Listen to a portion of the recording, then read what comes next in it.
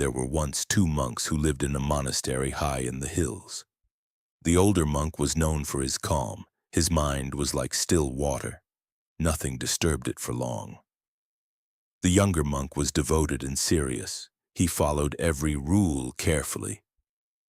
Perhaps too carefully. One morning they set out on a long journey to a distant temple.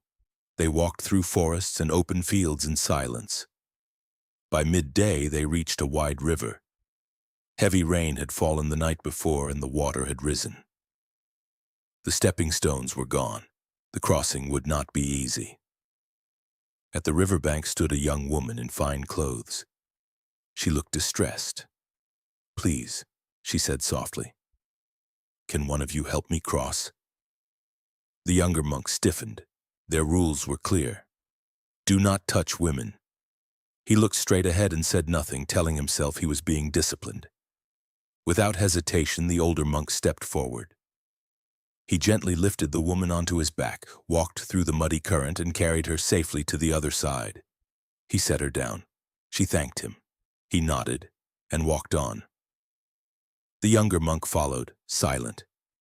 But inside his mind was loud. He replayed the moment again and again. How could he do that? Break the rule so easily? What would people think? An hour passed, then another. With every step the thought grew heavier. The older monk walked peacefully beside him, present, calm, untroubled.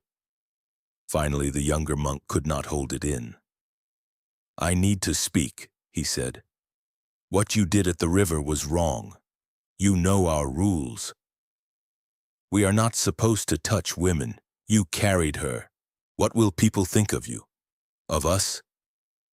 The older monk stopped. He turned to him calmly, no anger, no defensiveness. "Brother," he said quietly, "I put her down at the riverbank." He paused and looked at him. "Why are you still carrying her?" The words landed deeply. The younger monk said nothing because he understood. He had not touched the woman. And yet he had carried her every step since. In his thoughts, in his judgment, in his mind. The older monk had done one thing. He helped, and then he let go. They stood in silence for a moment. Then the older monk said gently, "It is not what happens that exhausts you. It is what you keep carrying." The younger monk took a slow breath. The river was behind them. The moment was over. They began walking again. This time his steps felt lighter. By the time they reached the temple, the sun was setting. The younger monk walked in quietly, not because he was tired, but because something had finally been put down. Dear friends, in life things happen. A mistake, a harsh word, a moment that doesn't go your way.